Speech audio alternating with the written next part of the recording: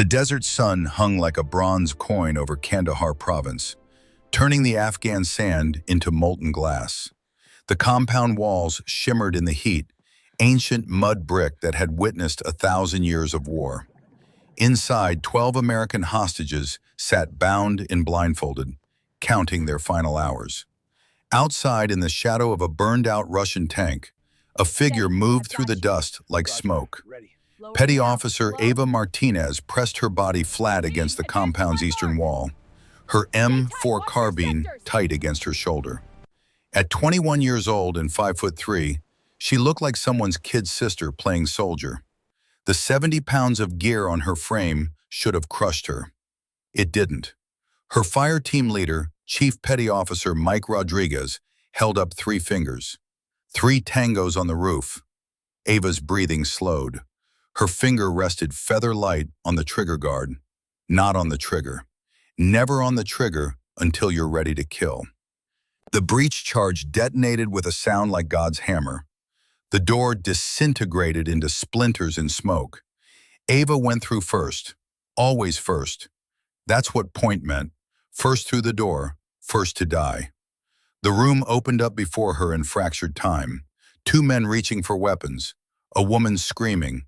Rodriguez behind her, his breathing steady in her ear.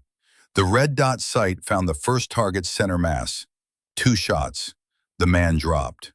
The second target brought his AK-47 around. Ava put 3 rounds through his chest before he could fire. "Clear!" Rodriguez's voice. "Moving!" Ava pushed forward. They found the hostages in a basement that smelled of fear and urine and dying hope. 12 faces turned toward the darkness where American warriors emerged like angels of death. Ava cut the zip ties with her trauma shears. Her hands didn't shake. They never shook. "You're going home," she whispered to a man who looked like somebody's grandfather. He wept. The exfiltration went smooth for the first 200 meters. Then the world exploded. The IED had been buried in the street, daisy-chained with 2 others. When it detonated, it sent a wall of superheated air and shrapnel through the narrow alley. Ava felt herself lifted and thrown, her body ragdoll limp, slamming into a wall that should have broken her spine. Her ears rang like cathedral bells, smoke everywhere, the taste of copper in her mouth. Blood. She tried to stand, fell, tried again. This time her legs obeyed. "Rodriguez!" Her voice sounded underwater. "Chief!" She found him 20 feet away, both legs shattered below the knee, bones showing white through the torn flesh. His eyes found hers, clear, calm, already accepting what was coming. "Ghost!" He used her call sign. "Get them out. I'm not leaving you." "That's an order, Petty Officer." Blood bubbled at the corner of his mouth, internal bleeding. "Those civilians need you. I'm done." "Chief, I can..." "You can follow orders." His hand found hers, squeezed once. "You're the best of us, Ghost. Live for us. Make it mean something." The second explosion came from the south. More insurgents, closing the trap. Ava made the calculation every combat leader makes eventually. The math of sacrifice. 12 lives she could save. 1 life she couldn't. "I'm sorry," she whispered. Rodriguez smiled, blood on his teeth. "Don't be. Just win." She left him there. Left him with a loaded pistol and enough morphine to make the end easier. She gathered the hostages, the 3 remaining members of her fire team, and she got them out. Every single one. When she looked back from the extraction point, Rodriguez was still firing at the enemy, giving them time, giving them life. Then the third explosion came, and he was gone. They gave Ava Martinez a Bronze Star with Valor for that mission. They told her she was a hero. They didn't tell her how to stop seeing Rodriguez's eyes every time she closed her own. That was 2 years ago. Fort Bragg, North Carolina, present day. The formation ground stretched out like a parade field from another century. All red clay and trampled grass and the ghosts of 10,000 soldiers who had stood exactly where Ava stood now. The July sun beat down without mercy, turning her fresh uniform into a second skin of sweat. 24 men stood in loose formation around her. Not with her, around her. Like she was a rock in a river, something to flow past and ignore. They were the best America had. Delta Force operators with eyes like burnt stone. Army Rangers who could run forever and kill with their bare hands. Marine Force Recon with shoulders that looked carved from oak. Navy SEALs like her, men who had earned their tridents through literal hell. And then there was Ava, 5'3", 125 pounds, 23 years old, with a face that still got carded at bars. Dark hair pulled back so tight it made her scalp ache. Brown eyes that had seen too much and showed too little. She looked like someone's little sister who had wandered onto base by mistake. "Gentlemen," the voice cracked across the formation like a whip. "And whatever the hell this is." Lieutenant Marcus Webb stepped forward from the ranks. 6'2", movie star handsome, with the kind of jaw that belonged on recruiting posters. 29 years old, son of a 3-star general, Princeton education, Ranger School honor graduate, and absolutely, completely certain of his own superiority. His eyes raked over Ava with open contempt. "This is a warrior selection," Webb announced to the assembled men, his voice pitched to carry. "Task Force Phoenix, the best of the best, heading to the worst hellholes on this planet. We're talking Tier 1 operations, strategic targets, high-value eliminations." He paused, his smile sharp as broken glass. "This is not a diversity photo opportunity." Laughter rippled through the formation. Not universal. A few men shifted uncomfortably, but enough laughed. More than enough. Ava's face remained perfectly still. In BUD/S, they had taught her that showing emotion was the fastest way to ring the bell. Let them see you break, and you were done. She had learned that lesson in water so cold it felt like knives, during surf torture that lasted hours, through Hell Week when every muscle in her body screamed for mercy that never came. She knew how to be stone. "Ma'am," Webb's voice dripped with false courtesy, "I think the Navy exchange is on the other side of base. Someone can give you directions if you're lost." More laughter. A blonde sergeant with Ranger tabs elbowed his buddy, grinning. Ava stepped forward. One step. Parade rest position. Hands behind her back, feet shoulder-width apart, spine straight as a rifle barrel. "Petty Officer Ava Martinez, sir." Her voice came out level, empty of emotion. "Reporting for Task Force Phoenix selection." "Petty Officer." Webb's eyebrows climbed toward his hairline in theatrical surprise. "What exactly did you do in the Navy? Push papers on a ship?" "Special operations, sir. 3 combat deployments." "Special operations." Webb savored the words like candy. He walked a slow circle around her, close enough that she could smell his cologne. "Expensive." "Let me guess, intelligence? Communications? Maybe you made PowerPoint presentations for the real operators?" Ava said nothing. Behind Webb, she could see the others watching, judging. Some with curiosity, most with the same contempt Webb wore like a uniform. "Look, sweetheart," Webb stopped in front of her, his voice dropping to something that might have passed for kindness if you ignored the cruelty underneath. "I'm trying to do you a favor here. This selection is going to break most of these men. Guys who've been through Ranger School, who've done multiple combat tours, who can bench press twice your body weight. They're going to quit. They're going to cry. They're going to beg for mercy." He leaned closer. "What do you think is going to happen to you?" From the corner of her eye, Ava saw movement. A figure emerging from the shade of the headquarters building. Tall, ramrod straight, moving with the careful precision of someone who had been walking on bad knees for a decade, but refused to show it. Colonel James Hawkins was 62 years old and looked like he had been carved from the same red clay as Fort Bragg itself. His face was all hard angles and sun-weathered leather, seamed with scars that had their own stories. Gray hair cut military short, Eyes the color of gunmetal that had seen Khe Sanh, had watched Saigon fall, had buried more friends than most people ever made. He wore his uniform like a second skin, the creases sharp enough to draw blood. On his chest, enough ribbons to paint a rainbow. Silver star, bronze star with V device, purple heart with 3 oak leaf clusters. Combat infantryman badge. The badges and tabs of a man who had spent 40 years learning how to make other people die for their country.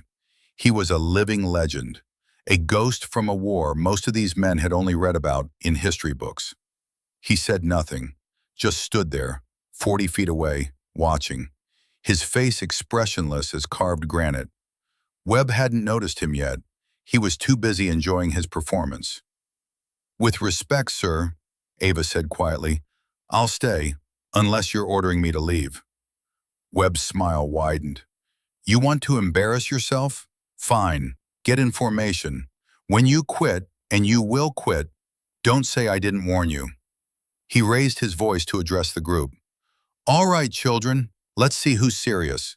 First evolution, full combat load, 80 pounds, 12-mile ruck march, 15-minute per mile pace minimum. Fall behind, you're done.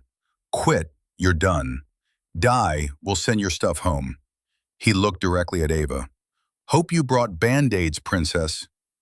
The men moved to collect their rucksacks from the equipment pile. Ava walked to hers, felt its weight. 80 pounds. They had calibrated it precisely.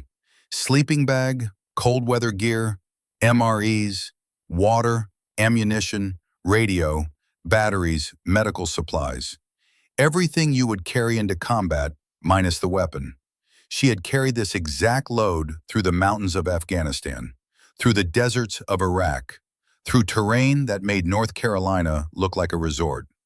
She shouldered the ruck, let its weight settle into the familiar spots on her hips and shoulders. Muscle memory from 1,000 repetitions. The straps bit in exactly where the calluses lived. Around her, men grunted and adjusted and complained. She stayed silent. Webb blew his whistle. The formation moved out. The ruck march route wound through Fort Bragg's training areas like a serpent. Paved road for the first 2 miles, then dirt track through pine forests that smelled of resin and red dust. Then sand, deep sand that sucked at boots and turned legs to lead. Then hills, always hills. Ava found her rhythm in the first quarter mile. Short strides, efficient gait, breathing steady. Don't fight the weight, become the weight. Let it be part of you. Behind her, someone was already breathing hard. The sound of a man who had spent too much time in the gym and not enough time on his feet. Webb had positioned himself near the front of the formation, setting a pace designed to hurt. 15-minute miles didn't sound fast until you were carrying 80 pounds in 90-degree heat with humidity thick enough to drink. By mile 3, 2 men had dropped out, just stopped walking, doubled over, hands on knees, vomiting into the dust. A support vehicle picked them up. No one spoke to them. There was nothing to say. Webb kept glancing back at Ava, waiting for her to break, wanting to see it. She gave him nothing. Mile 4. The route turned into deep sand, the kind that made every step an act of will. Ava's legs burned. Her shoulders screamed. Sweat poured down her face, stinging her eyes, turning her uniform dark. She had felt worse. Hell Week at BUD/S, Day 4. Surf torture. They had made her class sit in the Pacific Ocean for an hour, the water so cold it stopped being pain and became something transcendent, something that made you understand that your body was just meat, just something that could quit while your mind kept going. Her swim buddy that day had been a guy named Patterson, 6'4", former college football player, muscles like bridge cables. He had started shivering after 30 minutes. After 45, he had been hypothermic, his lips blue, his hands shaking so badly he couldn't make a fist. The instructors had asked if he wanted to quit, offered him hot coffee, warm blankets, the bell that would end the pain. Patterson had rung the bell. Ava had stayed in the water. Alone now. The instructors had looked at her with something like surprise. 120-pound girl, outlasting men twice her size. She had stayed until they made her get out. They had to carry her. Her legs wouldn't work. But she hadn't quit. That was the day she had earned her nickname, Ghost, because she should have been dead, but refused to die. Mile 6, halfway. The formation had strung out over a quarter-mile. The strongest men pulled ahead, the weakest fell behind. Ava was in the middle of the pack, maintaining position, her breathing controlled. Webb dropped back, jogging alongside her. His ruck didn't seem to slow him at all. "You think finishing a ruck march proves something?" His voice was casual, conversational, like they were old friends. Ava kept her eyes forward. "No, sir. Then why are you here?" "To complete the selection, sir." "Why? What are you trying to prove? That women can hang with the men? That you're just as good?" He laughed, but there was no humor in it. "You're not. You'll never be. Biology isn't sexist, petty officer. It's just biology. Men are bigger, stronger, faster.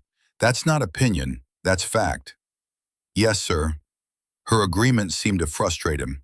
He had wanted an argument, wanted her to get emotional, defensive. Instead, she gave him nothing. "Where did you serve?" His voice changed slightly, actual curiosity creeping in. "Classified, sir." "Classified," Webb snorted. "Right. Probably attached to some SEAL team as a yeoman. Made coffee. Took notes. Now you think that makes you an operator?" Ava didn't respond. They ran in silence for 30 seconds. 45. A minute. "You know what I think?" Webb said finally. "I think you're here to make a political statement. Get your name in the paper. First woman to complete Phoenix selection. Never mind that you don't belong here. Never mind that you're taking a spot from a qualified warrior." "I'm qualified, sir." "Bullshit." The word came out flat and hard. "You're a diversity checkbox. That's all you are. That's all you'll ever be." He surged ahead, leaving her behind. Ava's jaw clenched, unclenched. She forced her breathing to stay even, forced her pace to stay steady. In her mind, she was back in that Afghan compound. Rodriguez bleeding out, his hand in hers. "Live for us. Make it mean something." She kept walking. Mile 9. The hills started. Not mountains, not like Afghanistan, but steep enough to make the burn in her legs turn to fire. Steep enough that men started to crack. Another candidate dropped. Then another. The formation had shrunk from 24 to 19. Ava had moved up without meaning to. Men who had been ahead of her were now behind. She wasn't pushing, she was just maintaining. The same pace she had started with, the same rhythm. Her rucksack had become part of her body.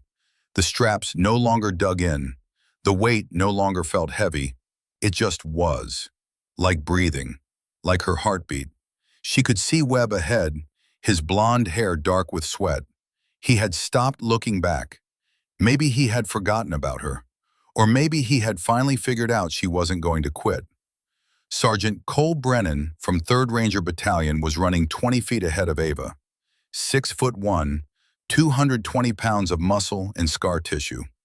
He had done 4 tours in Afghanistan, survived 3 IED strikes, and had the titanium in his leg to prove it. He glanced back, saw Ava gaining on him. His eyes widened slightly. "Jesus," he muttered. "Where the hell did you come from?" Ava said nothing, passed him on the left, kept moving. Cole stared after her for a moment, then shook his head and picked up his pace. Mile 11, the final stretch. Flat ground now, but the accumulated damage was taking its toll. Ava's feet had blisters on top of blisters.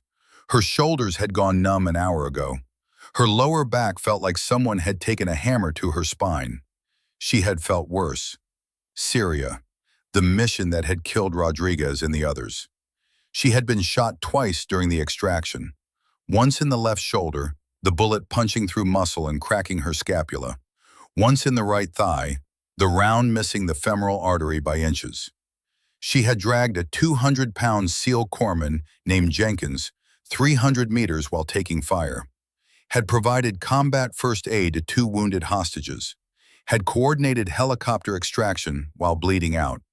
They had put 14 stitches in her shoulder, 23 in her leg, given her a Bronze Star and a month of medical leave. She had been back in training after 2 weeks, because staying still meant thinking. Thinking meant remembering. Remembering meant Rodriguez's eyes, already dead, his hand going slack in hers. Moving was better. Mile 12. The finish line appeared ahead like a mirage. A simple arch made of engineer stakes and yellow caution tape. Beyond it, the support vehicles, water, shade, the end of the pain. Ava crossed at hour 2, 48 minutes. Top 5. She dropped her rucksack with the same controlled precision she did everything else. Stood at parade rest, uniform soaked through, breathing elevated but controlled, her face a mask of nothing. Webb crossed 90 seconds later. He saw her standing there. His jaw tightened. Colonel Hawkins stepped forward from where he had been watching in silence for the past 3 hours. He walked slowly, his bad knee barely visible in his gait, and stopped 10 feet from the formation. His eyes swept across the survivors. 19 men, 1 woman, all of them looking half dead. "Dismissed," he said. "Get water, get food. Be back here at 0600 tomorrow." His voice was gravel and whiskey and gunfire. The voice of a man who had given orders that sent people to die. "Petty Officer Martinez, a word." Ava stepped forward. "Sir." Up close, Hawkins was even more intimidating. Not because of his size, because of what lived behind his eyes. The kind of 1,000-yard stare that came from seeing things that couldn't be unseen. "Where did you serve?" "Classified, sir. 3 deployments, special operations." "What unit?" "Can't say, sir." Hawkins studied her face for a long moment, really looked at her, past the small frame and young face. He saw the scars on her forearms, rope burns from fast roping, chemical burns from handling explosives. The faint line on her jaw where something sharp had kissed her skin and nearly killed her. He saw the way she stood, perfect military bearing, but with the slight weight shift of someone who had been shot in the leg and still felt it sometimes. He saw her eyes, the kind of calm that only came from seeing the worst humanity had to offer and surviving it. "I knew someone like you once," he said finally, "a long time ago." "Sir?" "Doesn't matter." He pulled out his phone. "Get some rest, Martinez. Tomorrow's going to make today look easy." "Yes, sir." She turned to leave. "Martinez." She stopped. "Sir?" "Don't quit." It wasn't an order. It was something else. Something that sounded almost like respect. "We need people like you." Ava allowed herself the smallest smile. "I won't quit, sir. I can't." "Why not?" "Because I have promises to keep." She walked away before he could ask what that meant. Hawkins stood alone on the training ground as the sun dropped toward the horizon, turning the sky the color of blood and fire. He pulled out his phone with hands that had killed 50 men in close combat and had shaken with palsy for the past 5 years. He dialed a number from memory, waited through 4 rings. "Naval Special Warfare Command, Commander Pierce speaking." "Danny, it's Jim Hawkins." Silence. Then, "Colonel? Jesus Christ, is that really you? How long has it been?" 10 years, since your promotion ceremony." Hawkins watched Ava's figure disappearing toward the barracks. "I need a favor. I need a file pulled." "Name?" "Petty Officer Ava Martinez. She's here for my selection." The silence that followed lasted too long. "Jim, that file is restricted. I'd need authorization from—" "This is me asking, Danny, as a friend. What do you know about her?" Another pause, then a long exhale. "Are you sitting down?" "Should I be?" "Yeah, you really should." Hawkins found a bench. Saturday. His knees screamed gratitude. "Talk to me." Ava Martinez completed BUD/S at 19 years old, youngest female to ever earn a trident. Second youngest overall in the program's history, Pierce's voice carried the weight of someone sharing classified information and not giving a damn about the consequences. She endured Hell Week with a stress fracture in her left tibia, refused to quit, refused to ring the bell. The instructors had to physically carry her to medical because she wouldn't stop on her own. Hawkins felt something cold settle in his stomach. She deployed 3 times to classified locations, Pierce continued. Iraq twice, Syria once, direct action raids, hostage rescue, counterterrorism operations. She's got 16 confirmed kills, Jim. 16. Most of them at ranges under 20 meters. Jesus Christ. Last deployment, Syria, 18 months ago. Her fire team walked into an ambush. IED strike followed by sustained enemy contact. 5 KIA. She was the only survivor. Hawkins closed his eyes, saw a different time, a different war. A fire base in Vietnam, bodies in the wire, blood in the mud, and him walking away when everyone else stayed behind forever. She pulled off a miracle that day, Pierce said. Got 12 hostages out, saved 4 wounded operators. She was shot twice during the extraction, kept fighting, kept leading. They gave her a Bronze Star with valor. She deserves the Medal of Honor, but the operation was too classified to submit for it. Where is she now, mentally? Survivor's guilt, PTSD. She's been in therapy, but here's the thing, Jim. Pierce's voice dropped. She volunteered for your selection, specifically requested it. She's not here to prove something to you or anyone else. Then why is she here? She's here to prove something to herself, that she's still a warrior, that losing her team didn't break her, that she still has value. Hawkins opened his eyes, looked at the sky turning dark. 44 years since Khe Sanh. 44 years since he had watched Captain Sarah Chen save 30 wounded Marines while artillery shells fell like rain. 44 years since she had died in his arms, her last words a whisper. Tell them I did my duty. He had been 22 years old, the only man in his platoon to walk out of that siege alive. It had taken him a decade to stop hating himself for surviving. Jim, you still there?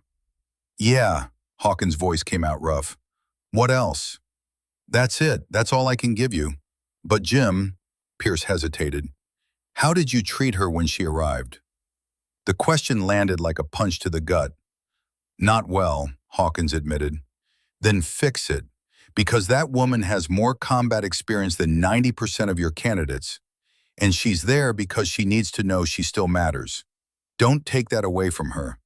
The line went dead. Hawkins sat alone as darkness fell over Fort Bragg. Somewhere in the distance, men were laughing, sharing war stories, bonding over shared misery. Somewhere, Lieutenant Webb was probably still congratulating himself on putting the little girl in her place. And somewhere, Ava Martinez was sitting alone in a barracks room, probably not sleeping, probably seeing her dead friends' faces every time she closed her eyes. Hawkins knew exactly what that felt like. He stood, his knees protesting, his back screaming, walked slowly toward his office. He had been teaching warriors for 40 years, had sent thousands of men into combat, had trained killers and heroes and everything in between, but he had never trained someone like Ava Martinez, someone who reminded him so much of Sarah Chen that it hurt to look at her. Someone who needed to know that surviving didn't mean failing. Someone who needed what Sarah had needed and never received. A chance to prove that warriors came in all sizes, all shapes, all genders. Colonel James Hawkins had failed Sarah Chen. He had been too young, too stupid, too bound by the prejudices of his time to see her for what she truly was. He wouldn't make that mistake again. In his office, he pulled Sarah's photograph from his desk drawer. Black and white, faded with age. A young woman in army fatigues, medical insignia on her collar, a tired smile on her face. Khe Sanh, 1968, 2 days before she died. I'm sorry I couldn't save you, he whispered to the ghost in the photograph, but maybe I can save this one. He placed the photo back in the drawer, gentle, like it might break. Tomorrow, the real training would begin. Tomorrow, he would make sure Ava Martinez got what she came for. Tomorrow, he would give her the chance Sarah Chen never had. But tonight, he sat in his office and remembered a war that never really ended, and warriors who never really came home. Dawn broke over Fort Bragg like a wound, all red and raw and unforgiving. Ava had been awake for 2 hours already, sitting on her bunk in the darkness, her hands wrapped around a cup of coffee gone cold. Sleep was something that happened to other people. People who hadn't watched their friends die. People whose dreams didn't smell like blood and cordite and burning flesh. She could hear Rodriguez sometimes, in the space between sleeping and waking. Live for us, ghost. Make it mean something. She had tried. God knows she had tried. But every morning she woke up breathing while he didn't. The math felt wrong, unfair, like the universe had made a mistake and was too stubborn to correct it. The barracks door opened. Sergeant Cole Brennan stepped in, already dressed, his boots laced tight. He saw her sitting there in the pre-dawn darkness and paused. "You didn't sleep." It wasn't a question. "Sleep's overrated," Ava said. Cole studied her for a moment. 3 Ranger deployments had taught him to read people, to see past what they showed you to what they were hiding. He saw the hollows under her eyes, the way she held herself too still, like moving might shatter something. "You know," he said carefully, "they've got good people here. Therapists. People who understand what we've been through." "I'm fine." "Yeah." Cole sat down on the bunk across from her. "That's what I said too. For about 2 years after my 3rd deployment. Then I woke up one night with my hands around my girlfriend's throat because I thought she was a Taliban fighter. That's when I figured out that maybe I wasn't fine." Ava looked at him. Really looked. She saw the scars on his knuckles, the way his left hand tremored slightly when he thought no one was watching, the careful way he sat, like his body remembered pain even when his mind tried to forget. "Did it help? The therapy?" "Some. Enough that I stopped trying to kill people in my sleep. Enough that I can mostly function." He smiled, but it was tired. "But you don't come back from war, Martinez. Not really. You just learn to live with the ghost of who you used to be. That's comforting." "Wasn't meant to be comforting. Was meant to be true." Cole stood. "Formations in 20. Try to eat something. You're going to need it." He left her alone with her coffee and her ghosts. The formation ground was already filling with men when Ava arrived. 19 candidates had finished the ruck march yesterday. 19 warriors, every one of them convinced they were the best. Every one of them about to find out they were wrong. Colonel Hawkins stood at the front, still as a statue, his gunmetal eyes sweeping across the formation. When his gaze passed over Ava, it lingered for just a moment. Something in his expression had changed since yesterday. The contempt was gone, replaced by something else. Something that looked almost like recognition. Lieutenant Webb stood to Hawkins' right, his uniform crisp despite the early hour, his smile sharp. He caught Ava's eye and winked, like they were sharing a joke, like she wasn't the punchline. "Gentlemen," Hawkins' voice cut through the morning like a blade, "and Petty Officer Martinez, welcome to day 2. Some of you are feeling proud right now. You finished a ruck march. You think that makes you special?" He walked forward, his boots crunching on gravel. "It doesn't. 12 miles with weight is baseline. Your grandmother could do it if she wanted to badly enough. Today we find out who can actually fight." Hawkins gestured toward the range behind him. 6 shooting lanes, targets at various distances, weapons already laid out on tables. First evolution, combat marksmanship. You'll engage targets from 300 meters down to 5 meters. Rifle, pistol, shotgun. Each miss costs you points. Enough misses cost you selection. His eyes found Webb. "Lieutenant Webb, you're up first. Show them how it's done." Webb stepped forward with the confidence of a man who had never failed at anything. He picked up the M4 carbine, checked the chamber, settled into a prone position. His form was textbook perfect. West Point marksmanship instructor quality. The targets popped up. 300 meters, 200, 100. Webb engaged each one with mechanical precision, his breathing controlled, his trigger squeeze smooth. When the smoke cleared, he had hit 48 out of 50 targets, 96%. The men around him nodded appreciation. That was a score worth respecting. Webb stood, dust on his uniform, satisfaction on his face. He looked directly at Ava as he walked past. Didn't say a word. Didn't need to. 5 more candidates went. Scores ranged from 78% to 92%. Good soldiers, men who had spent thousands of rounds learning their craft. Martinez, Hawkins called. "You're up." Ava walked to the firing line. The rifle felt familiar in her hands. She had been shooting since she was 12, since her father had taken her to the range and taught her that a weapon was a tool. Nothing more, nothing less. Just a tool that could save your life or take someone else's. She settled into position. The world narrowed to the sight picture. Front sight post, target, breathing. Everything else fell away.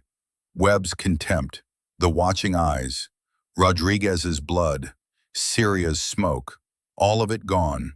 Just her and the target and the space between. The targets appeared. She engaged. The rifle bucked against her shoulder with each shot. The familiar percussion, the smell of gunpowder, the slight burn of hot brass ejecting past her face. 300 meters, 2 rounds, center mass, target down. 200 meters, 2 rounds, down. 100 meters, 2 rounds, down. She transitioned through the course like water, fluid and inevitable.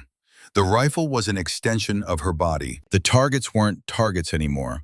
They were the men who had killed Rodriguez, the men who had shot her, the men who needed to die so others could live. When she finished, the range went quiet. 50 targets engaged, 50 targets hit, 100%. She stood, saved her weapon, walked back to the line.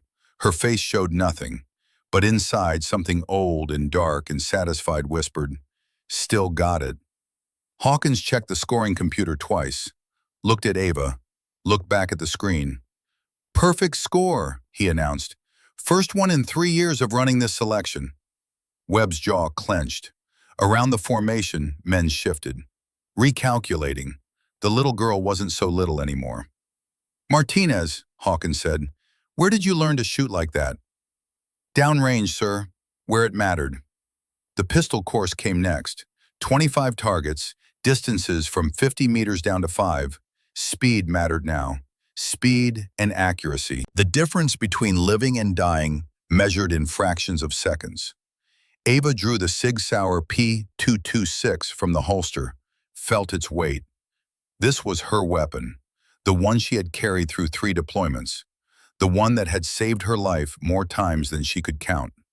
The buzzer sounded. The world disappeared again. Close targets first.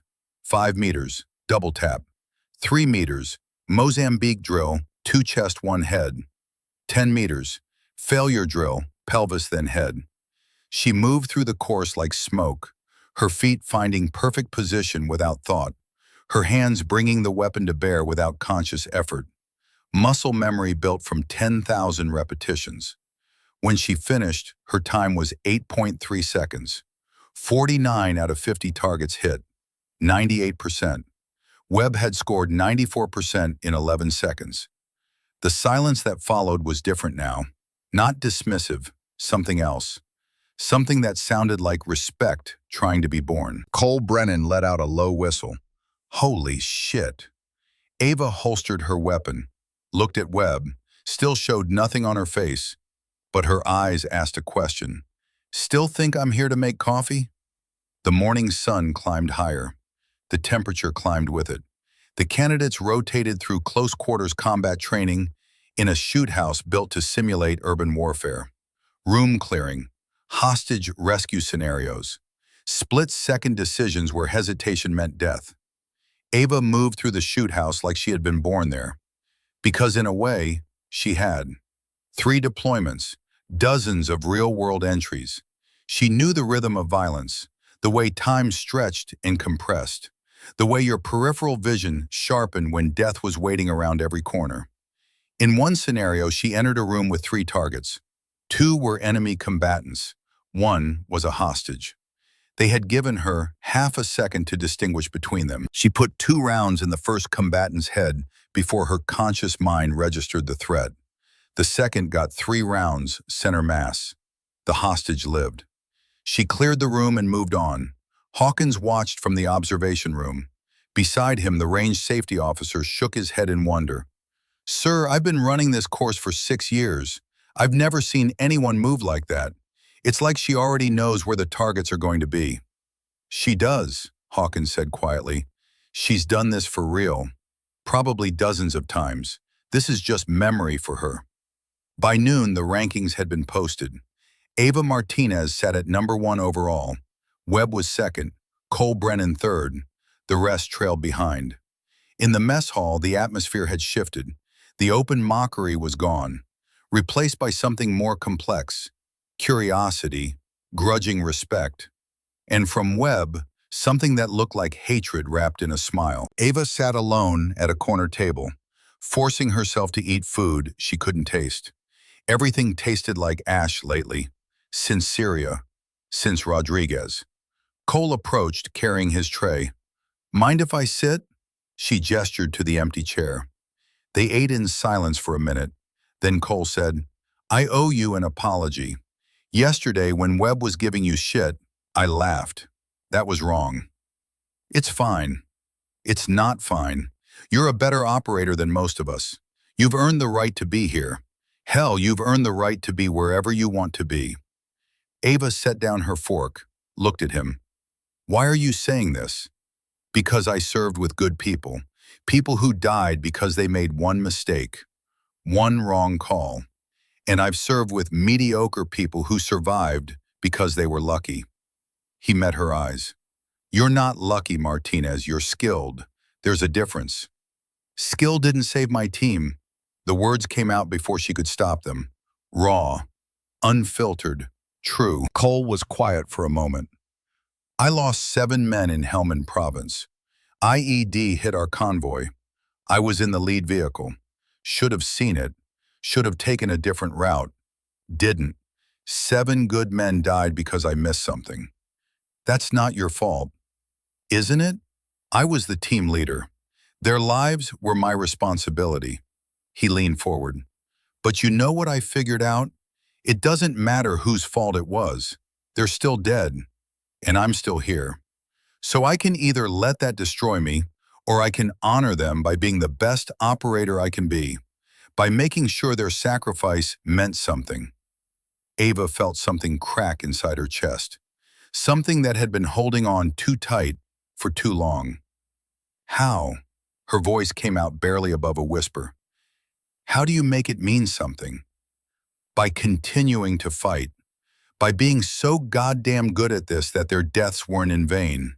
By protecting the next generation of warriors so they don't have to learn the lessons we learned." Before Ava could respond, Webb's voice cut across the mess hall. "Hey Martinez, quick question." He stood at his table, surrounded by 5 other candidates, all of them watching. "That perfect score this morning, how many times have you run that course before?"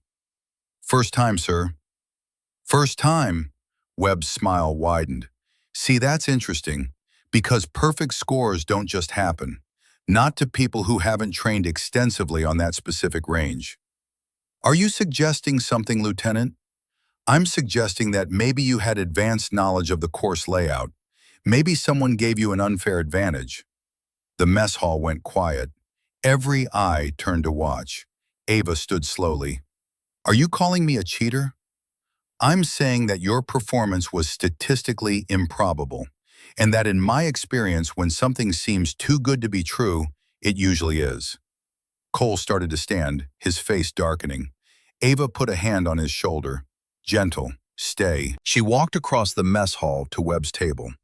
The men around him shifted uncomfortably. Up close, she was tiny compared to them, a sparrow among hawks. But something about the way she moved made the hawks nervous. "Lieutenant Webb," she said quietly, "I scored perfect because I've been shot at by people who were trying to kill me. I've engaged targets while bleeding out, while dragging wounded, while buildings collapsed around me. Your range was easy because it wasn't real. Nobody was shooting back." Webb stood, using his height advantage. "You want me to believe that a girl your size has seen more combat than men who've done multiple deployments? I don't care what you believe. I care about completing this selection, and I care about doing it honestly." She held his gaze. "If you have a problem with my performance, file a complaint. Otherwise, stay out of my way." She turned to walk away. "Must be nice," Webb called after her, "being a diversity hire, knowing you'll get special treatment no matter how you perform." Ava stopped, turned back. When she spoke, her voice carried across the entire mess hall. "I've killed 16 men, Lieutenant, some of them while they were trying to kill me, some of them while they were trying to kill people I was protecting. I've been shot twice, blown up once. I've held my team leader while he bled out because I couldn't save him. I've carried men twice my size through hell because nobody else could. And I did all of it before you finished your desk job at Quantico." The silence that followed could have swallowed the world. "So if you want to call me a diversity hire, go ahead. But know this, when we deploy, when shit gets real, when people are dying and you're too scared to move, I'll still be doing my job. Because that's what warriors do. We do the job, no matter what." She walked out. Behind her, the mess hall erupted in low conversation. Cole caught up with her outside. "That was either the bravest thing I've ever seen or the stupidest." Probably both. That afternoon brought the underwater evolution. 2 miles in a lake that looked like someone had drained all the color from the world. Gray water under gray sky. The kind of water that made you feel like you were swimming through concrete. Full gear, 80 pounds. The weight that wanted to drag you down and hold you there until your lungs filled with water and you forgot what breathing felt like. Ava stood at the water's edge, checking her equipment. Air tank, regulator, mask. Everything standard, everything familiar. She had done this evolution before, in BUD/S, in training, in real-world operations where the water was full of things that wanted to kill you. She didn't notice Webb nearby, his hands moving quickly over her air tank valve. Didn't see him loosen it just enough, just barely enough. The whistle blew. 20 candidates entered the water. The cold hit like a physical blow.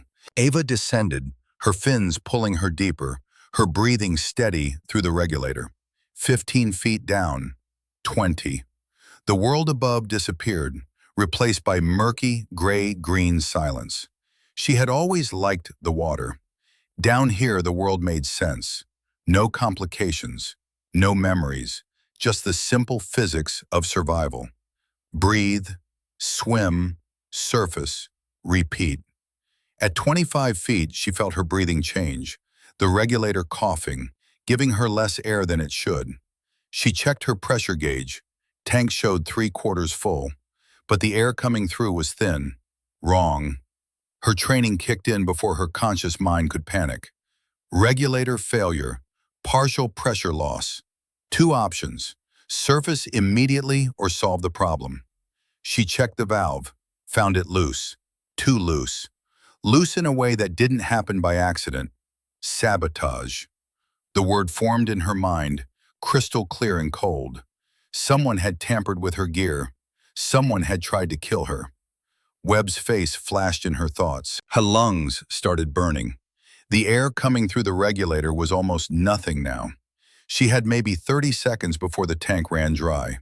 She could surface, could blow her emergency buoy and quit the evolution. Would be safe, would live, but would also fail. Would prove Webb right, would show everyone that she didn't belong. Rodriguez's voice. Make it mean something. Ava made her decision in the space between heartbeats. She unscrewed the tank valve completely, removed the regulator from her mouth, dropped the useless equipment. Then she started swimming. Up, toward the surface that looked 100 miles away, toward the light, toward air. No gear, no air, just her and the water and the burn in her lungs that turned from burn to fire to something beyond fire. Her vision started closing in. Tunnel vision, the first sign of oxygen deprivation. Her body screaming at her to breathe, to open her mouth, to let the water in. Her lungs convulsing, 20 feet from the surface. 15. 10. She broke through with a gasp that was half scream, gulped air that tasted like life itself, floated there for a moment, treading water, her body shaking. Then she started swimming toward the finish line.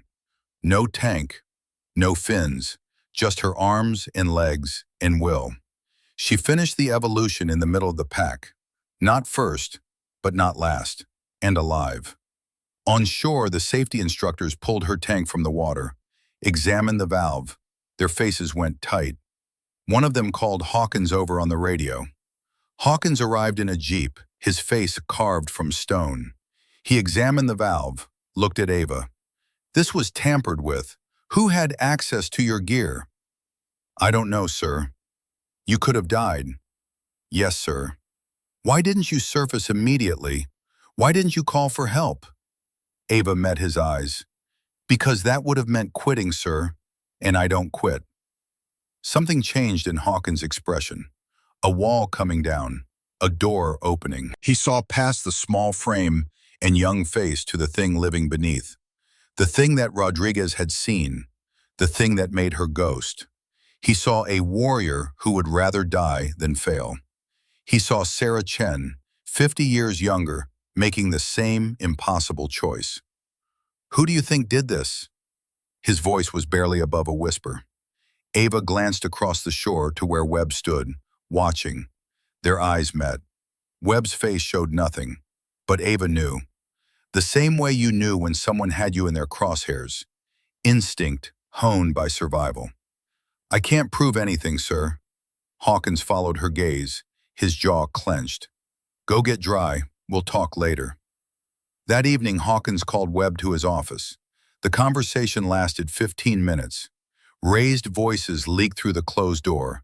Words like sabotage and investigation and expelled. When Webb emerged, his face was pale, but he was still here, still in selection. Hawkins had given him one chance, one opportunity to prove he was more than his worst decision. Webb would spend the rest of selection trying to figure out if that was mercy or punishment. After the confrontation, Hawkins found Ava in the equipment shed, meticulously checking every piece of her gear. When he entered, she stood at attention. At ease, Martinez, close the door. She did. They were alone. Hawkins pulled up a chair, sat down heavily. Suddenly, he looked every one of his 62 years. The weight of 4 decades of war pressing down on his shoulders. I read your full file today, he said. Everything, including Syria. Ava's face went carefully blank. You don't have to talk about it if you don't want to, but I'm going to tell you something instead, something I've never told anyone. He pulled out his phone, showed her a photograph, black and white, faded. A young woman in army fatigues, medical insignia on her collar, standing in front of sandbag walls. She looked tired. She looked determined. She looked exactly like what she was, someone who had seen hell and refused to blink. Captain Sarah Chen, Army nurse, Khe-Sanh, 1968. She saved more lives during that siege than anyone I've ever known. Worked 72-hour shifts without sleep. Treated wounded Marines while artillery shells fell like rain. Never complained, never quit, never showed fear. Hawkins' voice roughened. I was 22 years old, a second lieutenant barely qualified to wipe my own ass. My platoon got hit during a North Vietnamese assault. Mortar fire. Half my men went down in the first 30 seconds. He paused, swallowed. Sarah Chen ran through the barrage. No cover, no helmet, just her medical bag and her courage. She started treating the wounded right there in the open. I screamed at her to get down. She ignored me, saved 6 men while the world exploded around her. She sounds incredible, Ava said quietly. She was, but I didn't see it. Not then. All I saw was a woman, someone who didn't belong in combat, someone who was going to get killed because she wasn't tough enough, strong enough, good enough. Hawkins looked at the photo. Then she saved my life. I took shrapnel in the femoral artery. Should have bled out in 3 minutes. Sarah was there in 2. Stopped the bleeding, got me evacuated, kept me alive. What happened to her? She died 2 days later, treating wounded during another assault. Artillery shell landed 5 feet away, killed her instantly. His voice cracked. She was 24 years old. She died doing her duty. And for 50 years I've asked myself, did I do enough to make sure people knew what she was? That she was a warrior? That her gender didn't matter? He looked up at Ava. The answer is no, I didn't. I was too young, too stupid, too trapped by my own prejudices. And because of that, Sarah Chen died without ever getting the recognition she deserved. Without people knowing that women could be warriors too. Ava felt her throat tighten. I'm not going to make that mistake again, Hawkins said. I'm not going to let you self-destruct the way I almost did. I'm not going to let ignorant bastards like Webb break you. And I'm not going to let you prove yourself to death trying to honor people who are already gone. Sir, listen to me, Martinez. I lost my entire platoon at Quezon. 43 men. I was the only one who walked out. For 10 years, I thought I should have died with them. Couldn't sleep, couldn't function, couldn't look at myself in the mirror without seeing their faces. He leaned forward. Then a colonel who had survived Normandy told me something. He said, you survived because you have more to give. Honor them by living well, by being the best officer you can be, by protecting the next generation.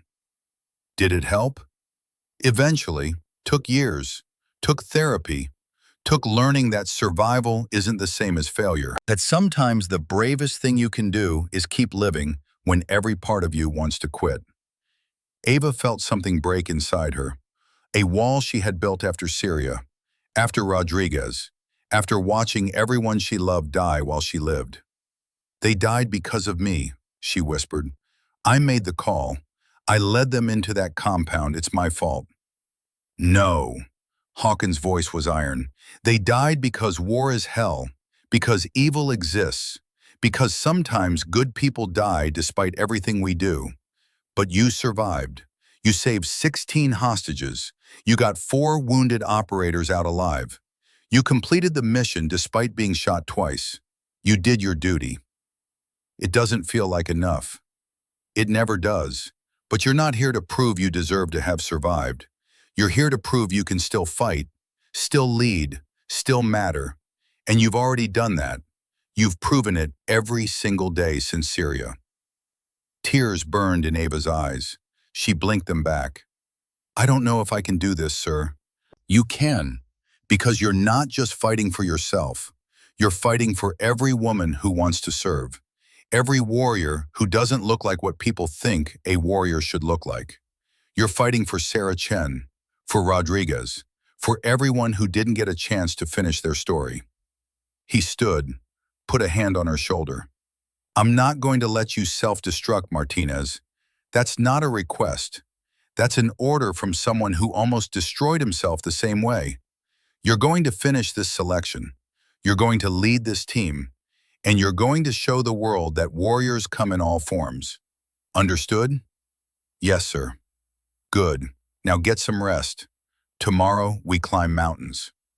He walked to the door, stopped, turned back.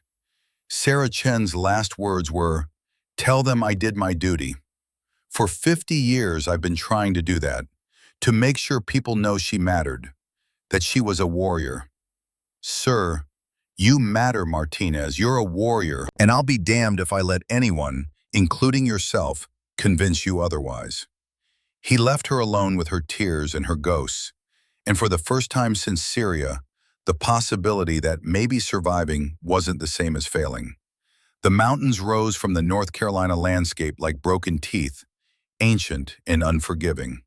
Dawn painted them in shades of purple and gold, beautiful in the way that dangerous things often are. Ava stood at the base of the climbing wall, 300 feet of vertical rock face that had broken stronger people than her, and felt nothing but a strange calm. After last night's conversation with Hawkins, something had shifted inside her. Not healed.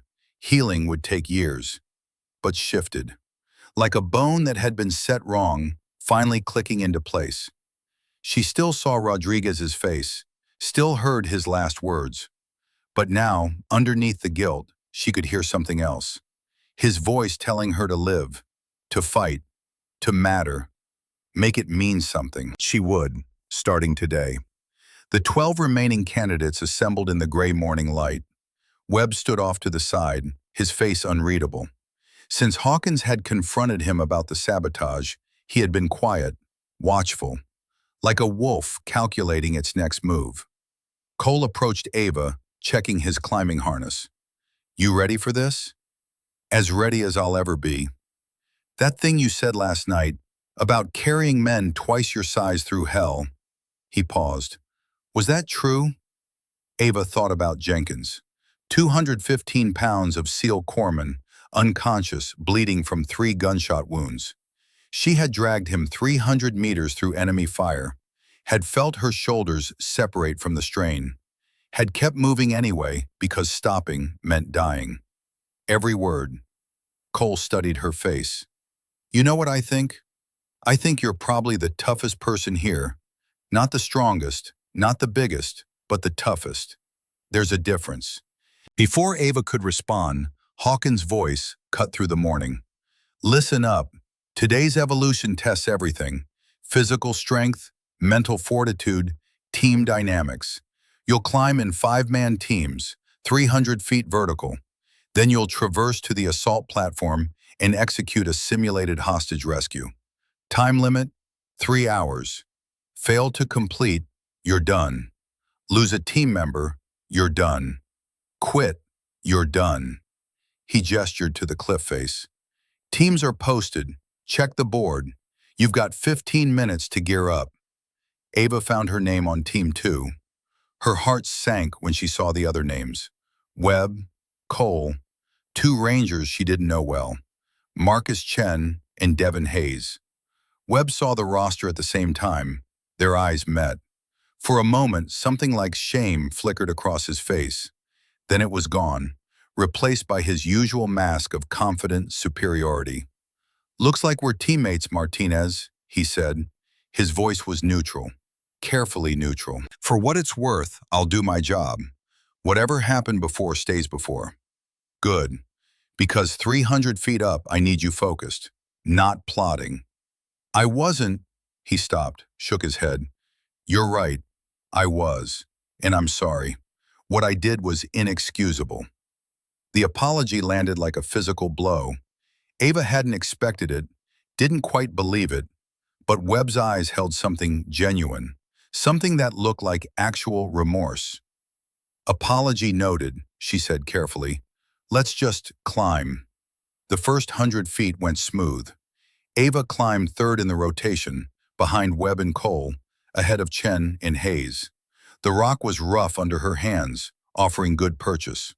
Her fingers found holds by instinct, her body moving with the mechanical efficiency of someone who had done this before.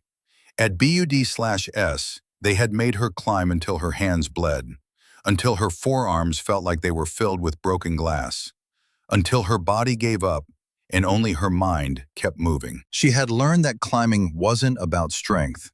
It was about technique, leverage, finding the path of least resistance. At 150 feet, the rock face changed, became smoother, the holds fewer and farther between. This was where people failed, where fear crept in and whispered that falling was inevitable. Webb reached a difficult section, his hands searching for a hold that wasn't there. His foot slipped. For one terrible second, he hung by 3 points of contact, his body swinging out over empty air. Webb, Cole shouted from above. Left hand, 2 o'clock, 6 inches up. Webb found the hold, stabilized. His breathing came hard and fast. You good? Ava called up. Yeah, I'm good. But he wasn't. Ava could see it in the set of his shoulders, the way he moved more carefully now, more cautiously. Fear had entered his system like poison. At 200 feet, Hayes started struggling. The Ranger was built like a truck, 240 pounds of muscle. Great for fighting, terrible for climbing. Every move took enormous effort. His breathing had gone ragged. Hayes, Ava called. Talk to me. How you doing? Fine, he gasped, but he wasn't. His left hand was shaking. Fatigue or fear, or both. Hayes, listen, don't muscle through it. Use your legs. They're stronger than your arms. Let your skeleton carry the weight, not your muscles. Easy for you to say. You weigh like 100 pounds. 125. And I'm using the same technique. Trust me. Hayes tried it, shifted his weight to his legs, found his next hold. His breathing eased slightly. Better, Ava said. Now keep moving. We're almost there. At 250 feet, Cole's rope snagged. He tugged it, tugged again. It held fast, caught on something below. Shit, he muttered. Ropes stuck. He leaned out, trying to see what had caught it. His foot slipped on a wet patch of rock. His hand grip failed. For one heart-stopping moment, Cole was falling. His rope still snagged, his body swinging out into empty air. The rope caught his fall, but the sudden jerk dislodged something. A crack appeared in the rock face, small at first, then spreading like lightning. The entire section of cliff where Cole's anchor was set started to give way. Cole! Ava screamed. Everything happened in fractions of seconds. Cole hung suspended, his rope attached to rock that was about to fail. Below him, Webb was directly in the fall line. If Cole dropped, he would take Webb with him. Probably Chen and Hayes too. The entire team would fall like dominoes. Ava's mind went calm, cold. The same clarity she felt in combat. Time stretched. Options appeared. She was anchored solid. Her position was stable. She had maybe 3 seconds before Cole's anchor failed completely. She unclipped from her position, heard Hayes shout in horror, "Martinez, what the hell are you doing?" Ava didn't answer. She climbed, fast, faster than she had moved all day. Her hands found holds by instinct.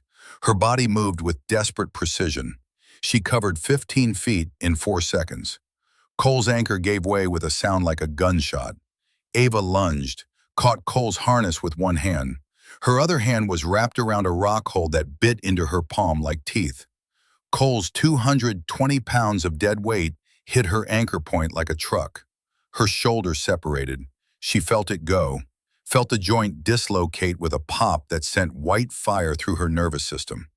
Her hand was the only thing keeping both of them from falling. One hand, one hold. 220 pounds plus 125.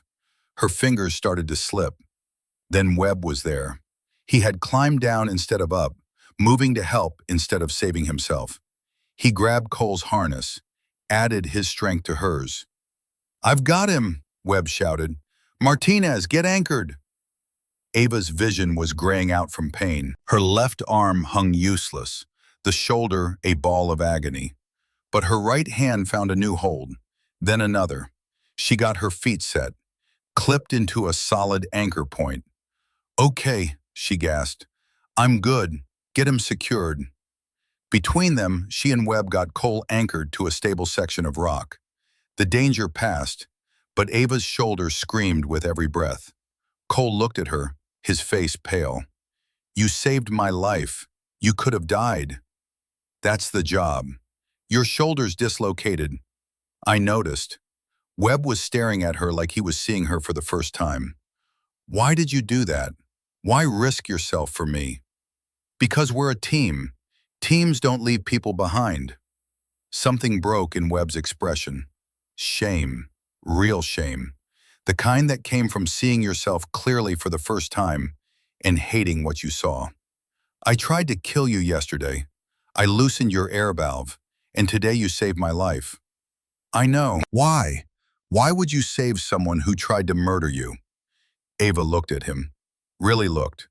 She saw past the arrogance and privilege to the frightened boy underneath. The one who had spent his whole life being told he was special, only to discover that special wasn't the same as good. Because you're redeemable, she said, and because my team leader taught me that holding grudges gets people killed. We do the job, we protect each other. Everything else is noise. Webb's eyes shone with tears. I don't deserve that.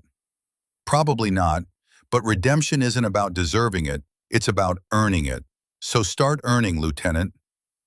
They finished the climb together, all 5 of them. Ava climbing one-handed, her left arm bound to her chest with paracord. The pain was extraordinary. She ignored it. Pain was just information, just the body telling you it was damaged. You could acknowledge the information and keep moving.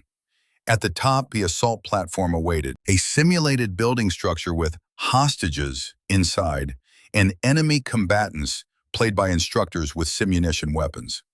Hawkins was waiting. He took one look at Ava's shoulder and his face went tight. Martinez, medical, now. Sir, we haven't finished the evolution. You have a dislocated shoulder. Yes, sir, I'm aware, but we have a mission to complete.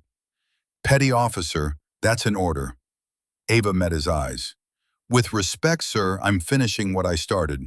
You can remove me from selection after, but right now, my team needs me. Hawkins opened his mouth, closed it. He saw the determination in her face. The same determination Sarah Chen had worn when she refused to leave wounded Marines behind.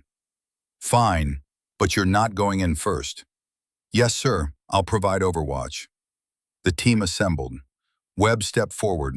I'll take point. Martinez calls the shots, but I go through the door first.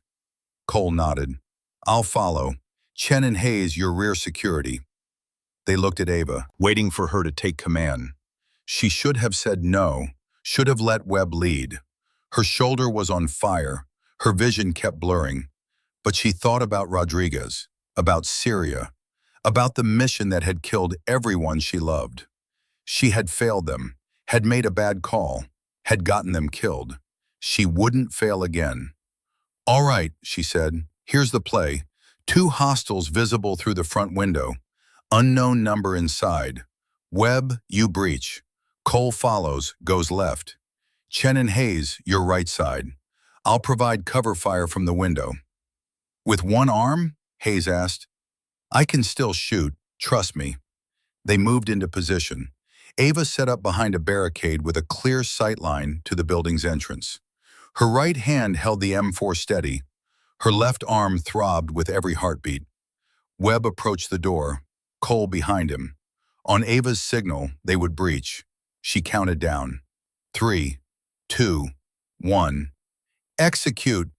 Webb kicked the door. It exploded inward. Cole went through the gap like smoke. The sound of simunition fire filled the air. Paint rounds instead of bullets, but close enough to reel that Ava's body tensed with muscle memory.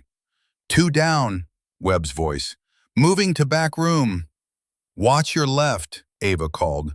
She had spotted movement through the window. An instructor with a weapon, moving to flank. She put 2 rounds through the window. Paint splattered across the instructor's chest. He raised his hands. Dead. Clear. You're either the bravest person I've ever met or the craziest. Maybe both. He gestured to the medic. Now get that shoulder fixed before it does permanent damage. The medic was a grizzled Special Forces veteran with hands like catcher's mitts. He examined Ava's shoulder, his face grim. I can reduce it here, but it's going to hurt like hell. Worse than getting shot? Probably not, but close. Then do it. He positioned her carefully. On 3. 1. That evening, Webb found Ava sitting alone behind the barracks, watching the sun set over the training grounds. Her shoulder was bound tight, her uniform still dusty from the climb. He sat down beside her, didn't speak for a long minute. Finally, why did you save me? I told you, we're a team. That's not an answer. I tried to kill you. I sabotaged your equipment. I mocked you, belittled you, made your life hell since the moment you arrived. And you saved my life anyway. Why? Ava was quiet. The sun painted the sky in shades of orange and red, colors like fire, like blood. Because I've lost enough people, she said finally. I've watched good people die, people I loved, people I was supposed to protect, and I can't save them, can't bring them back, can't change what happened. She looked at him. But I could save you. In that moment, I had a choice. Let you fall and maybe die, or risk myself to pull you up. And I chose to pull you up. Not because you deserved it, but because letting people die when you could save them destroys you. It eats you alive from the inside. Webb's voice came out rough. I don't understand you. You don't have to understand me. You just have to trust me. Can you do that? After what I did, can you trust me? He met her eyes. Yes, I can trust you. And I'm sorry, truly, deeply sorry for everything. I was wrong about you, wrong about women in combat, wrong about what makes someone a warrior. You're twice the operator I'll ever be. I'm not twice anything. I've just seen things, done things, lost things. That changes you. How do you live with it, the loss? Ava thought about Rodriguez, about Syria, about the therapy sessions where she had cried until she couldn't breathe, about the nightmares that still came most nights. You don't live with it, not really. You survive it, day by day, hour by hour. Some days are better than others. Some days you can function. Some days you can't get out of bed. But you keep trying, because the alternative is giving up. And giving up means they died for nothing. Webb nodded slowly. My father was Special Forces, did 2 tours in Iraq. When he came back, he was different, angry all the time, drinking. He died when I was 16, drove his car into a tree. They said it was an accident, but I always wondered. I'm sorry. I joined the military to be like him, to prove I was tough enough, strong enough, good enough. And I thought that meant being hard, unforgiving, better than everyone else, especially better than anyone who didn't look like what I thought a warrior should look like. He looked at his hands. But today, watching you climb with a dislocated shoulder, watching you save Cole, watching you lead despite being in agony, I realized I've been chasing the wrong thing my entire life. Strength isn't about being hard. It's about being willing to break and keep going anyway. Your father would be proud of you. For today. For admitting you were wrong. You think? I know. Because real warriors aren't the ones who never fall. They're the ones who fall and get back up. They sat in silence as the sun disappeared below the horizon, and the stars emerged like diamonds scattered across black velvet. Somewhere in the darkness, instructors were preparing tomorrow's evolution. Somewhere, other candidates were sleeping or training or dealing with their own demons. But here, in this moment, Ava felt something she hadn't felt since Syria. Not peace, but maybe the possibility of peace. Maybe the beginning of healing. The final week of selection arrived with cold rain and colder evaluations. 10 candidates remained. They had been whittled down from 24 to 10 through attrition, injury, and failure. These were the best, the ones who refused to quit. Ava, Webb, Cole, Chen, Hayes. 5 others whose names were becoming familiar. Men who had started as strangers and become something like brothers through shared suffering. They trained together, ate together, bled together, and slowly, imperceptibly, they stopped seeing Ava as the woman, started seeing her as Ghost, as the operator who would climb a cliff face with one arm, who would shoot perfect scores with her eyes closed, who would lead them through hell with a smile that promised violence to anyone who stood in their way. The final exercise came on day 14, Operation Crimson Dawn, a 24-hour continuous mission designed to break whoever remained standing. Hawkins briefed them in the Tactical Operations Center, his face grave. You'll infiltrate 15 miles through hostile territory, night movement only, enemy patrols throughout.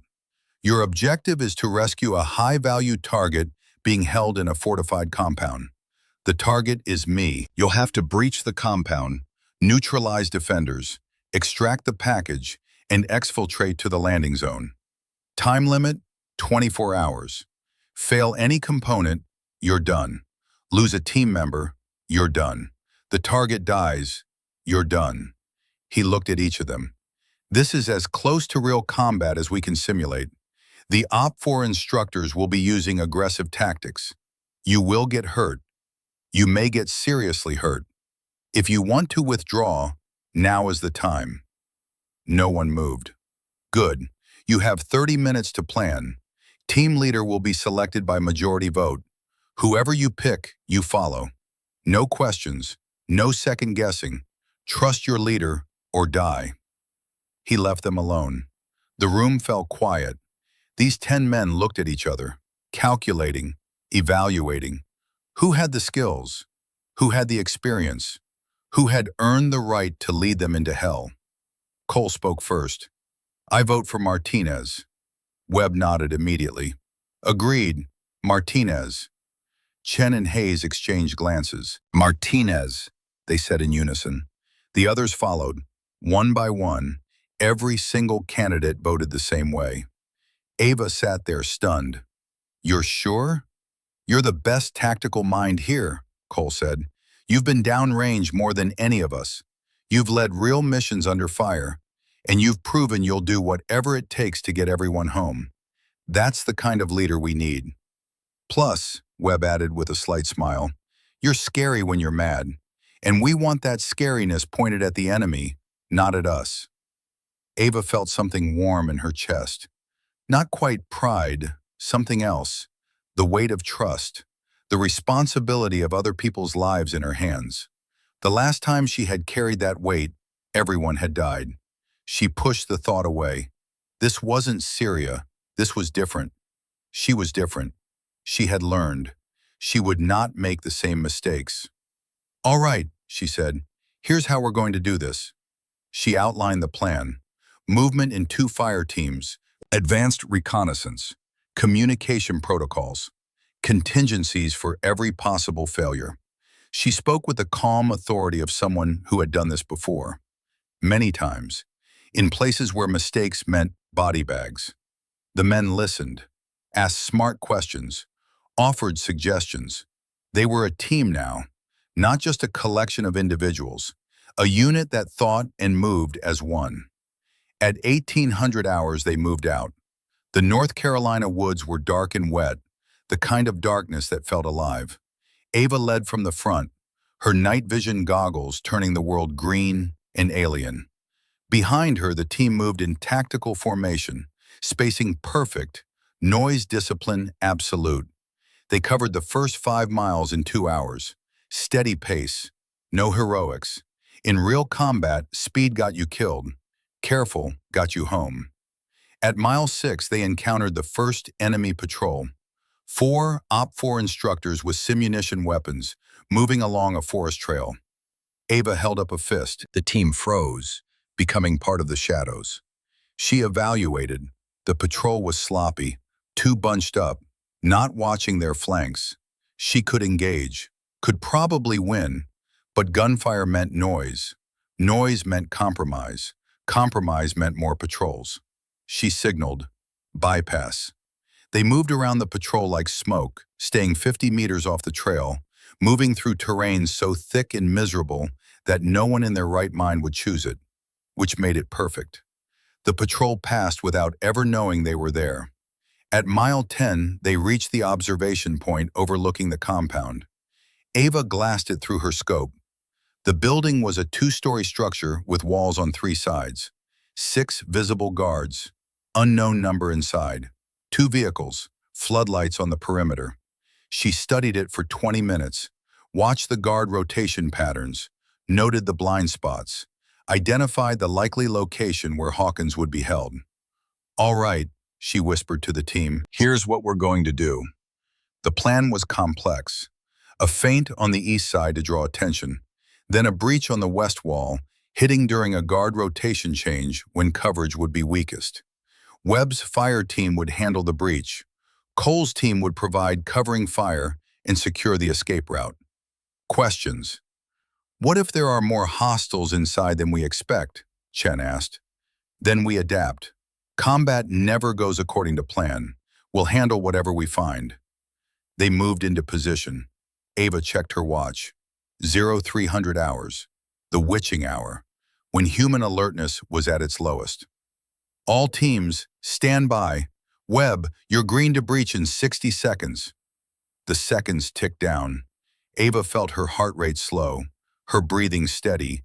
This was familiar. This was home. The moment before violence. The calm before the storm.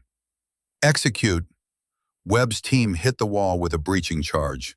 The explosions shattered the night. The team flowed through the gap like water, precise and inevitable. Simunition fire erupted. Paint rounds filled the air. Ava watched through her scope, calling shots. 2 hostiles, second floor window, northeast corner. Cole's team engaged. The hostiles went down. Webb, hostile behind the door. Webb pivoted, fired. Paint splattered. Moving to back room. Webb's voice crackled over the radio. Then silence. 5 seconds that felt like hours. Ava's heart seized. She knew that silence. She had heard it before. In Syria, right before everything went wrong. Webb, report! Static. Webb, sit rep now. Martinez, Webb's voice came through tight with strain. We've got a problem. Multiple hostiles, at least 12, and they've got Hawkins wired with a training IED. Touch him wrong, he blows. Ava's mind raced. This wasn't in the brief. Hawkins had escalated, made it harder, made it impossible. Or maybe he was testing something else, not their skills, their decision-making under pressure, their ability to adapt when everything went wrong. Like Syria, like Rodriguez bleeding out while she made impossible choices. Her hands started shaking. Not much, just a tremor, but enough that Cole noticed. Ghost, you okay? She closed her eyes, saw Rodriguez, saw the compound in Syria, saw the IED that had killed her team, saw her hand reaching for Rodriguez, pulling back, leaving him to die because she had to save the others. The math of sacrifice, the terrible calculus of command. Her breathing quickened, her vision tunneled.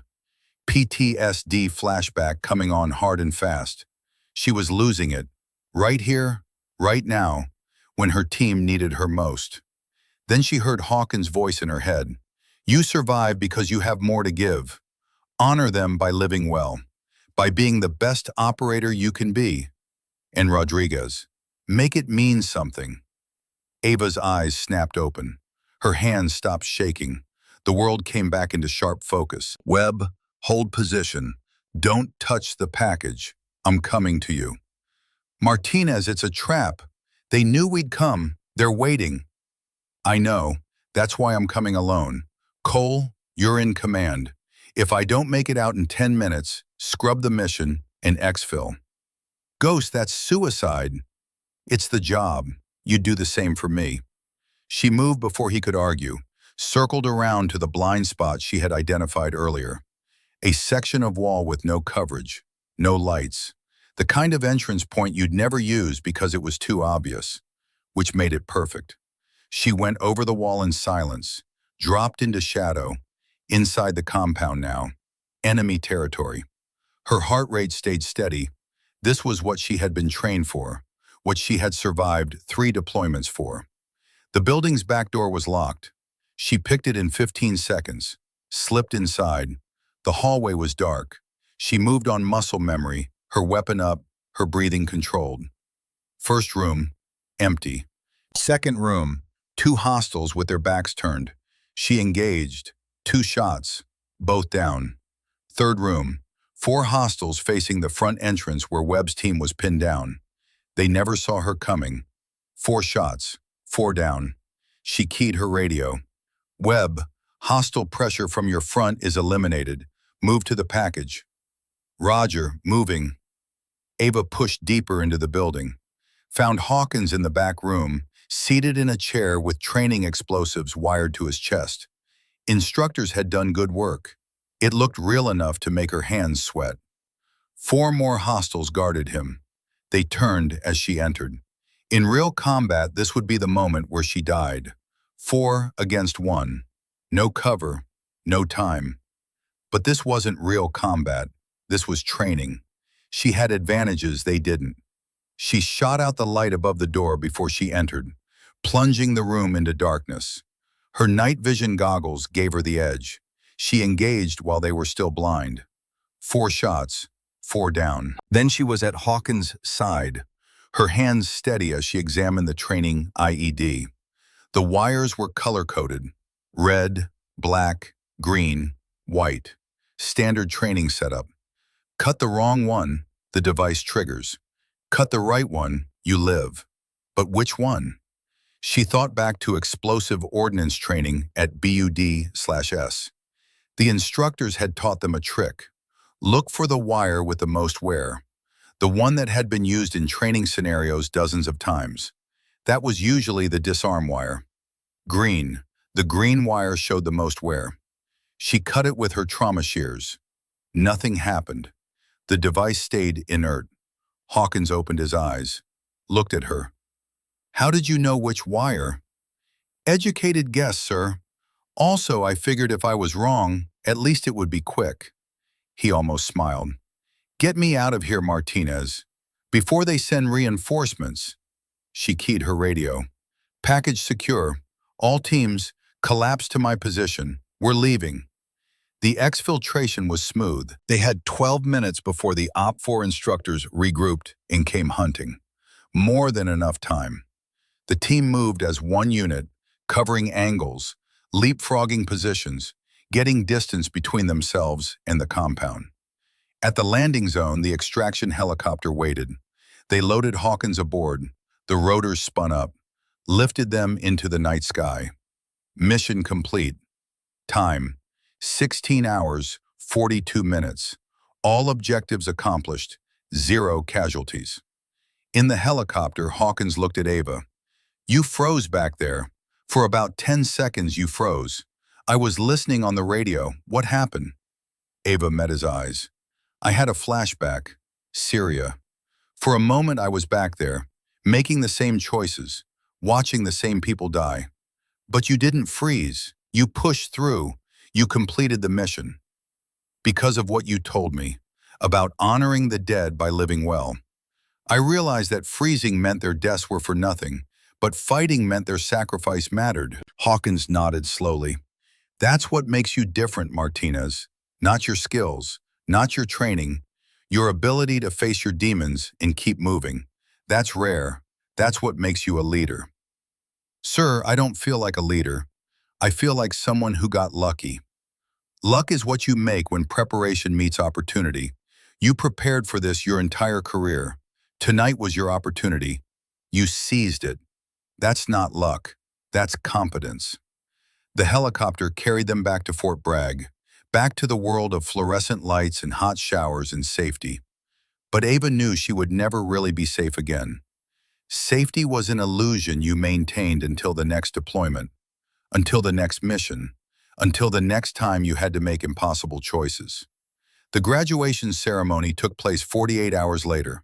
All 10 candidates stood in formation, cleaned and pressed, and looking almost human again. Families filled the bleachers. Generals and colonels watched from the reviewing stand. Hawkins stood before them, his uniform perfect, his bearing ramrod straight. You 10 represent the best of the best. You've proven yourselves in every evolution, demonstrated courage, skill, teamwork, and the will to win. You've earned your place in Task Force Phoenix. He paused. But one of you did more than earn a place. One of you reminded me why I still serve after 40 years. Reminded me that warriors come in all forms, that courage has no gender, that the only thing that matters downrange is competence and character. He looked directly at Ava. Petty Officer Martinez, front and center. Ava marched forward, stood at attention. Her shoulders still ached. Her body was covered in bruises, but she stood straight and tall and unbroken. Hawkins pinned the Task Force Phoenix patch to her uniform. Then he did something unexpected. He saluted her. The superior saluting the subordinate, a mark of profound respect. You will be my second in command. When we deploy, you will lead the assault element. You will be the tip of the spear, because I need people who won't break, people who will do whatever it takes to bring everyone home. People like you. The formation erupted in applause, genuine, hard-earned, the sound of warriors acknowledging one of their own. After the ceremony, families swarmed the candidates. Ava stood alone, watching. Her family was 3,000 miles away. She hadn't told them about selection, didn't know how to explain what she had been through. Hawkins approached. Walk with me. They walked across the parade ground, away from the crowd. The evening sun painted long shadows across the red clay. I want to show you something. He led her to his office, pulled out a small wooden box from his desk drawer. Inside was a photograph. Captain Sarah Chen, 1968. The same photo he had shown her before. But now there was something else, a letter, yellowed with age, creased from being read 1,000 times. Sarah wrote this the night before she died. I found it in her belongings after. It was addressed to whoever survived, whoever kept fighting after she was gone. He handed it to Ava. The handwriting was neat, precise, the words of someone who knew death was coming and wanted to leave something behind. To whoever reads this, if you survived, it means you're strong enough to carry this burden, the burden of living when others died. Don't waste that strength on guilt. Use it to protect the next generation. Use it to make sure fewer people have to die. Use it to prove that we didn't sacrifice for nothing. That's your mission now, not just to survive, but to matter, to make every day count, to live so well that our deaths become meaningful by comparison. You owe us nothing except that. Live, fight, matter. And when your time comes to pass the torch, pass it to someone worthy, someone who understands that being a warrior isn't about gender or size or strength. It's about heart, about refusing to quit when quitting would be easier, about standing up when everyone else stays down. You have that heart, I can tell. Because you're reading this, because you survived, because you refused to let our sacrifice be wasted. Thank you for that. Thank you for living. Thank you for fighting. Now go and do it again tomorrow. Captain Sarah Chen, Army Nurse Corps, Khe-Sanh Combat Base. Ava's hands shook as she read. Tears blurred her vision. She felt like Sarah had written these words directly to her. Across 50 years, across death itself, one warrior to another. She would be proud of you, Hawkins said quietly. Proud that someone like you exists. Someone who proves everything she believed about courage and competence. I wish I could have met her. She lives on, in people like you, in every warrior who refuses to be defined by other people's limitations. That's her legacy, and now it's yours to carry forward. Ava carefully refolded the letter, placed it back in the box. Thank you for sharing this, sir. I shared it because you need to understand something. This selection wasn't about proving you could be a warrior. You already were one. This was about proving to yourself that surviving didn't make you broken, that losing your team didn't make you worthless, that you still have value, still matter. Do I? Matter? More than you know. You're going to save lives, Martinez, not just on the next deployment, but for years to come. Because every woman who wants to serve, who gets told she's too small, or too weak, or too female, is going to look at you and know it's possible. That's legacy. That's meaning. 2 months later, Ava stood in the belly of a C-130 transport aircraft somewhere over Syria. Task Force Phoenix was wheels up, heading into combat. A real mission, real bullets, real consequences. Hawkins sat across from her, his face painted with camouflage, his eyes calm. Around them, the 10 Phoenix operators prepared their gear. Webb checked his rifle for the 100th time. Cole reviewed maps. Chen and Hayes conducted pre-combat inspections. "You ready for this, Ghost?" Webb asked. Ava checked her equipment. Everything in its place. Everything perfect. "I was born ready." "That's what I like to hear," he smiled. Not the arrogant smile from selection. Something warmer, genuine. The smile of someone who had learned humility the hard way. "For what it's worth, I'm glad you're leading us. I trust you with my life. Don't make me regret saving yours." The ramp lowered. Cold air and darkness rushed in. Below, hostile territory, mission objectives, people who needed rescuing. Everything Ava had trained for her entire life. "2 minutes," the loadmaster shouted.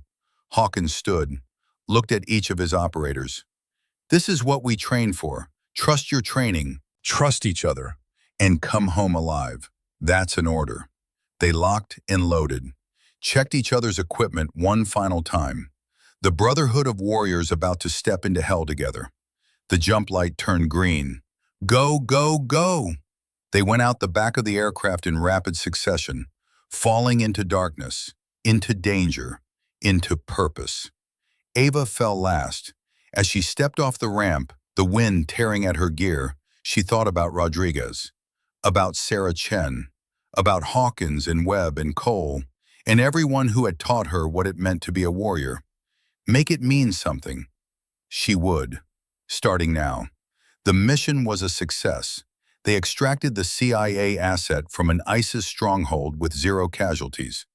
Ava led the assault element with the kind of calm competence that made it look easy. It wasn't easy. It never was. But she made it look effortless. During the extraction, they encountered an ambush. 25 hostiles with RPGs and heavy weapons. The kind of situation where people died, where plans fell apart, where leadership mattered most. Ava didn't freeze, didn't panic. She executed a perfect counter-ambush, using grenades to break contact, flanking maneuvers to eliminate threats, decisive violence to win the day. But there was a cost. Hawkins took shrapnel from an RPG that detonated too close. Not life-threatening, but serious. Enough to require immediate evacuation. As the medevac helicopter lifted off, Hawkins grabbed Ava's hand. His face was pale from blood loss, but his eyes were clear. "You did it, just like Sarah. You saved everyone. You're not dying on me, old man." "Not planning to. Got too much left to teach you." He smiled weakly. "You're ready, Ghost. Ready to lead. Ready to pass it forward. Just like Sarah wanted. Just like I needed to see." "Rest, sir. We'll debrief when you're healed." "Proud of you, Martinez. Prouder than words can say." The helicopter carried him away. Ava stood on the landing zone, watching until it disappeared into the darkness. Around her, Phoenix team regrouped. Alive. Whole. Mission complete. Webb approached. "Colonel's gonna be fine. You heard the medic. Clean wounds. He'll be back in 6 months." "I know. You saved his life. Again. That's the job." "No," Webb shook his head. "That's more than the job. That's what makes you different. What makes you Ghost. You don't just complete missions. You bring people home." Cole joined them. "So what now, boss?" Ava looked at her team. These warriors who had started as strangers and become brothers. Who had learned that strength came in all forms. That courage had no gender. That the only thing that mattered was heart. Now we go back, rest, train, and do it again when they need us. "Hoo-ah to that," Chen said. They walked together toward the extraction point. 10 operators who had been forged in fire and proven in combat.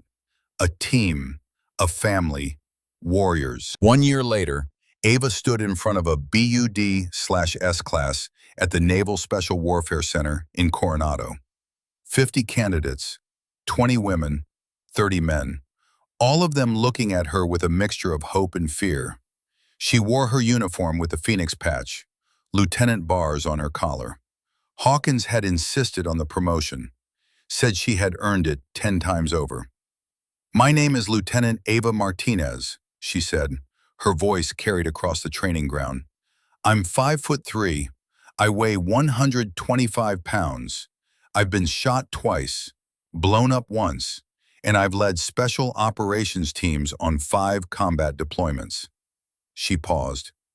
"You're going to face people who tell you that you don't belong here, that you're too small, too weak, too female, too male, too something. They'll mock you, doubt you, try to break you." She looked at each face, saw herself in their eyes, young, uncertain, determined. Let them doubt, then prove them so completely wrong that they never doubt anyone like you again. Not with words, with actions. Show them that warriors come in all forms, that courage has no gender, that the only things that matter are competence, character, and the refusal to quit. A young woman in the front row raised her hand. She was small, 19 maybe, looked terrified and determined in equal measure. "Ma'am, how did you know you could do this? How did you know you were strong enough?" Ava smiled. "I didn't. I had doubts every single day, still do sometimes. But I learned that strength isn't about never doubting. It's about doubting and doing it anyway. It's about being scared and moving forward. It's about falling down and getting back up." She walked down the line of candidates. "You're going to fail. You're going to hurt. You're going to want to quit. Everyone does. But the warriors are the ones who feel all of that and keep going, who make promises to themselves and keep them even when it's hard, who understand that the easy path is often the wrong path." She stopped, turned to face them all. "In my office, I have a photo of Captain Sarah Chen, Army nurse, Quezon, 1968. She saved 30 Marines while artillery shells fell like rain. She died doing her duty. And before she died, she wrote a letter. She wrote that warriors aren't defined by gender or size. They're defined by heart, by refusing to quit when quitting would be easier." Ava's voice grew stronger.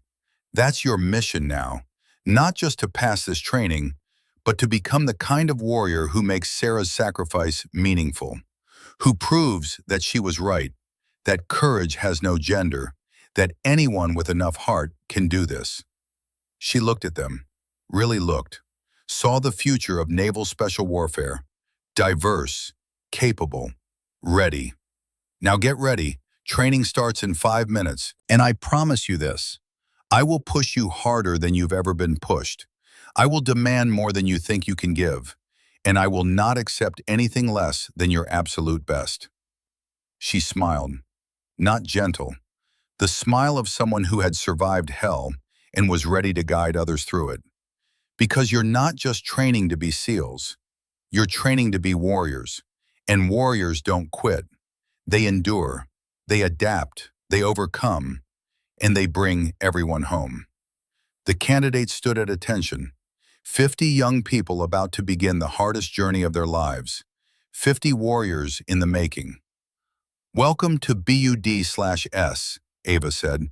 "Now let's see who has what it takes to earn the trident." She turned and walked toward the training grounds. Behind her, 50 pairs of feet followed. Some would quit, most would quit. But the ones who stayed, the ones who refused to break, would become legends. Just like Rodriguez, just like Sarah Chen, just like every warrior who had come before and would come after. The legacy continued, the torch passed forward, the mission never ended. And somewhere in the sky, Rodriguez and Sarah looked down and smiled, because their sacrifice hadn't been in vain, because warriors like Ava existed, because the fight continued. Make it mean something. She had, she was, she would, always.